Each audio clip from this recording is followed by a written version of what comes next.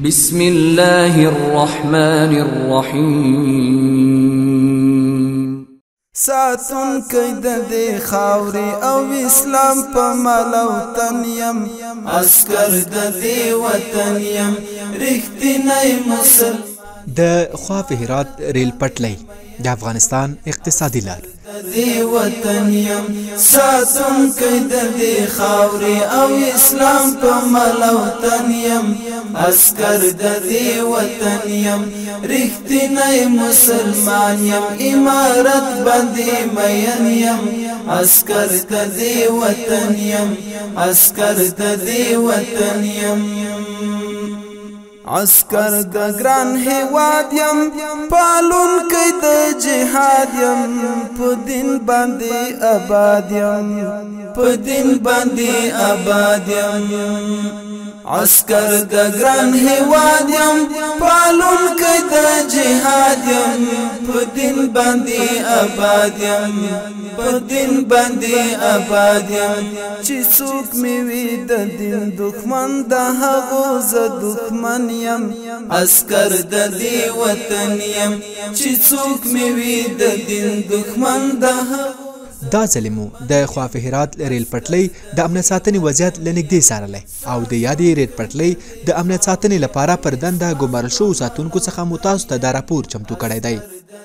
په 1458 لمریز کال کې د افغانستان او ایران ترمنځ د خواف هرات ریل پټلۍ تفاهم لیک لاسلیک شو او د جوړولو عملي کار یې په 1486 لمریز کال کې پیل شو چې کار په بشپړ ډول پای ته ونه رسید. د افغانستان اسلامي امارت واک ته تر رسیدو وروسته یې د رغونې چارې بیا ځلې پیل شوې. د افغانستان د اقتصادي پروژه د هرات ولایت د شاسورخ له صفري نقطې څخه پیلیږي چې تر روزنک تمځای پورې مسیر 2 کیلومتره کیږي. له روزنک تمځای څخه تر رواپریان یا بایپاس پورې مسیر ټوټال 40 کیلومتره دی. د خواف هرات ریل پټلۍ چې افغانستان له ایران سره نښلوي د هیواد ترانزیټي برخه کې یوه حیاتي پروژه شمیرل کیږي چې د جوړولو چارې د ګاما سهامي شرکت ترڅنګ 2 نور ترکي او روسي شرکتونه پر مخ وړي.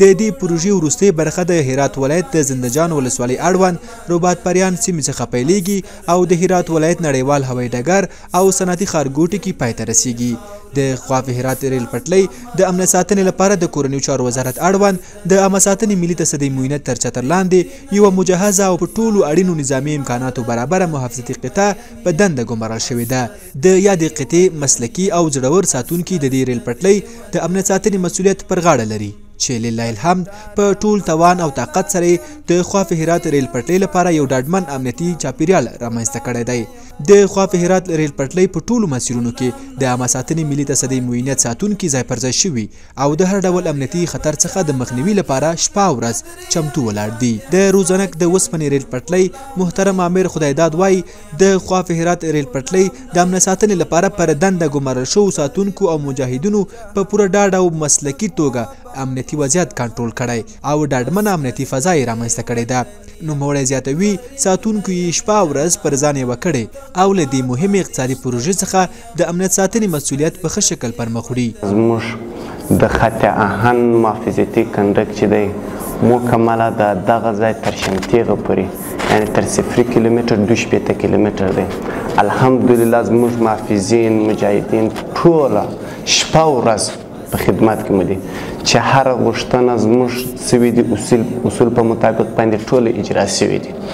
او د خط پر برابر ګای وخت رهي قطار چې راځي هره پیره قطار چې راځي زموږ نظامي پرسونل شپه یې سو راځي آماده او قطار ته دی. د خواف هرات ریل پټلۍ د محافظتي قطعې قمندان الحاج مولوي نعمت الله عرفان د شروع شوو ورغنیزو چارو په ښه شکل د ترسره کولو ډاډ او اطمینان خپل ولس او مشرانو ته ورکوي. محترم عرفان زیاتوي ساتونکو یې مسلکي او نظامي زده کړې ترسره کړي دي او په ډېر ښه شکل سره یې د یادې ریل پټلۍ امنیت تامین کړی دی. د امنیت په اړه به دا ووایو چې الحمدلله 100% امنیت تامین دی، هیڅ مشکل نه لرو، نه به هم په آینده کې انشاءالله جوړ سي. او د پرسونل مسلکیتوب په اړه به دا ووایو چې زموږ پرسونل 2 دورې مسلکي زده کړې کړي دي او د دغه 2 دورو معسکره سره نو زموږ د پرسونل ترتیب ډیر برابر سوی دی. هغه که د پیري په برخه کې، که د ګزمې په برخه کې، یا د انجینرانو او د تجارانو د اموالو ساتنې په برخه کې، یا د دوی خپل د ساتلو په برخه کې یا د ریل د سټیشن د ریل د پټلۍ په هره برخه کې الحمدلله ډېر پرمختګ کړی دی او مسلکي سوي دي ولس او رهبرۍ ته تجارانو ته انجینرانو ته موږ پوره ډاډ ورکوو چې د تجارانو او د انجینرانو د دوی د سرو د دوی د اموالو به پوره ساتنه کوو